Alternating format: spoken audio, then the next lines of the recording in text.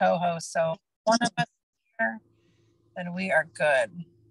So I am sitting in my car. I'm not driving. I'm in parked. Let me see. I want to make sure Jessica is on here. We have a lot of things that have been going on. And then we will give some updates.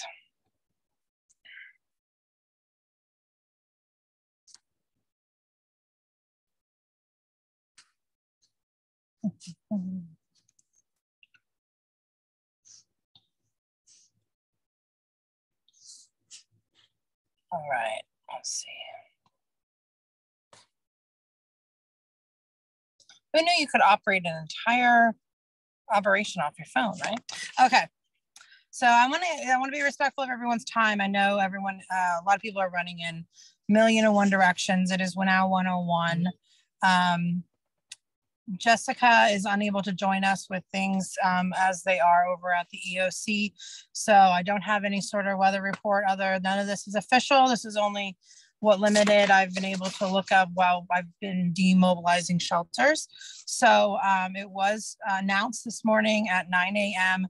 that that the hurricane shelters were going to shut down operations. Some shelters are still in the process of shutting down. However, my shelter is completely shut down, and many are in the process of returning to command center at EOC to drop off supplies and things like that. There were some shelters that had as few as 20 residents and some that had upwards of 500. And some of the early reports I saw that there were over 5,000 sheltered across the county at the various shelters, and some lost power but had generators for limited power abilities. For this morning, first thing, and a little bit last night, we started coordinating with our larger homeless shelters, and I don't know if we have representation from all of them on the line.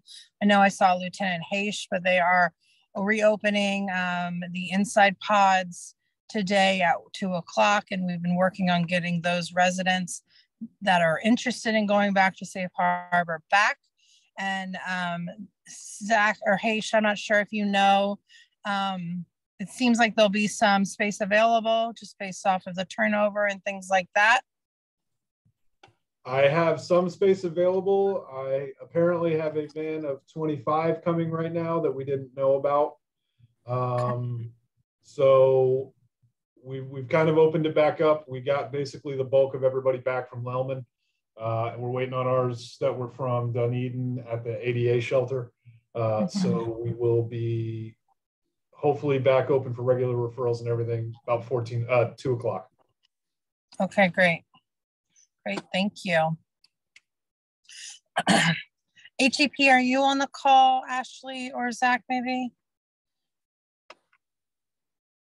Last I spoke with Ashley this morning is that things were looking good over there, and we were also working on returning from Largo High and Dunedin for the special needs shelters.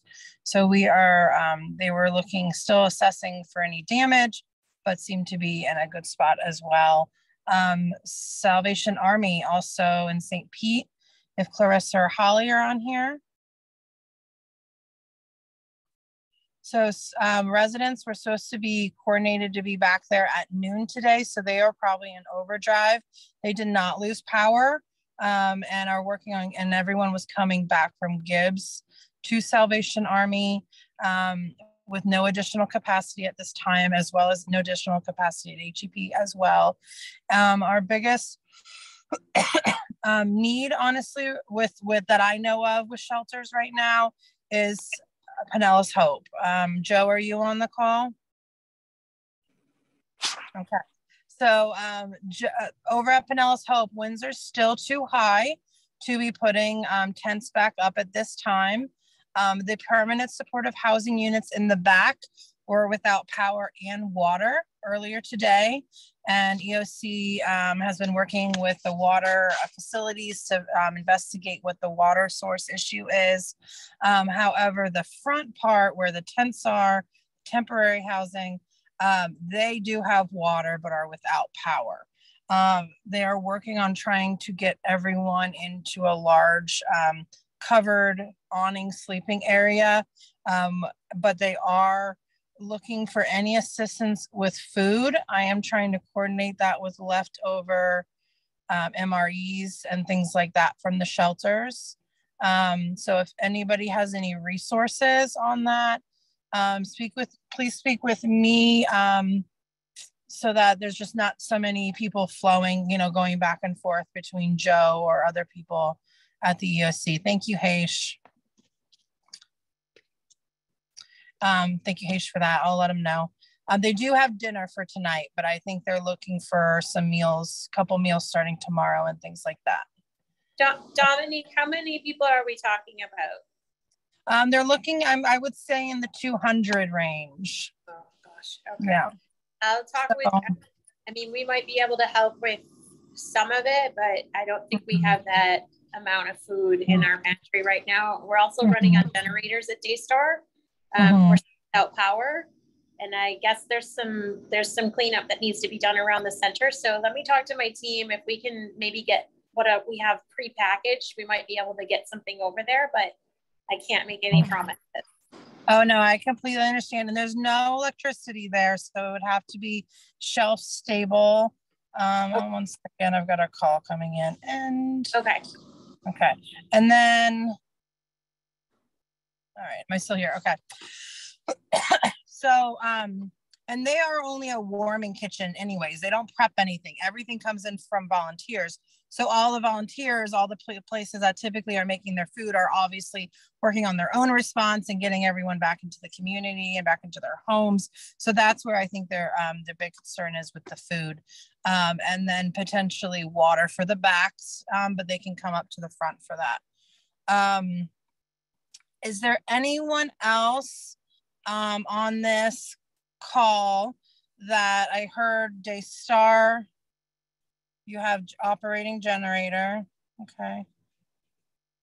Any needs from shelters or any providers that are on this call that I can try and direct and get some information and help in any way through our emergency operations? Hi, Dominique. This is Clarissa with the Salvation Army. There you are. Hi, Clarissa. We're back open. I talked to the shelter, the supervisor, and I think we're at 100% capacity, but she'll be in later on to give me those real numbers so I can let you know later, but we have all needs met at this time. Great. Thank you, Clarissa. Yeah, I figured you guys were busy. Busy. Thank you for hustling. I appreciate it. I see a lot of comments. Let me see if I can pull up in the chat on my phone. Apologize, everyone. Okay. I just make sure I wasn't missing any questions. Anyone else have anything that I can help triage or connect or answer?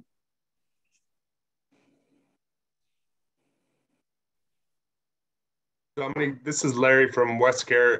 I'm sorry I'm late.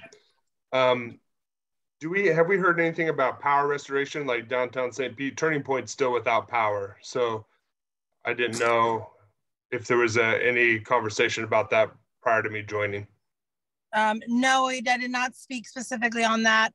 I know that there's over, I think it's 34% of the counties without power. The winds have to die down before Duke can go out, but I have seen them out at this time on my drive. So they are starting that. And I would imagine that they'll be getting to that soon. I will give them the heads up though. How many people are on your site since everyone evacuated there? Turning Point did not evacuate. So there's 33 staff or 33 clients and 5 staff on site. We did evacuate Mustard Seed, but that building was cleared for reoccupancy, and they are, as we speak, they're going back from our residential facility back to Mustard Seed today. Okay, perfect. That's what I was thinking of, is the residential. So residential maintain power, and all of them as the evac site, all of them are good. Turning Point power. Residential is on generator backup. They're still also out of power. Okay.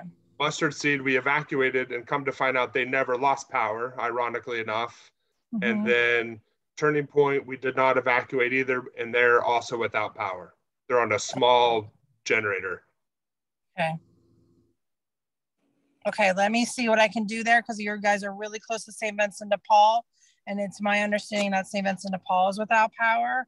And so is anyone here from St. Vincent de Paul? Okay. I was looking at the outage maps last night, and it looks like they were out of power. DePaul.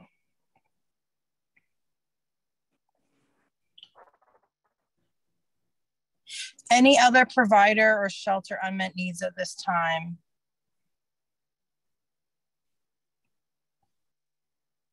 Okay, we are here to help you. I'm going to put my phone number in the chat again, because I am moving operations to up north to family because I don't have power. So, second, oops. Dominique, this is Teresa. You might want to call. I'm on my phone because I don't have Wi-Fi or internet at home, so others may not have the ability to see your number in the chat. You might want to shout it out. I have your number, of course. Oh, I'm so sorry. Yeah, I can just give it. Sorry. Phone number is area code 434-851-4556. That's my personal number. Just give me a call. I am available.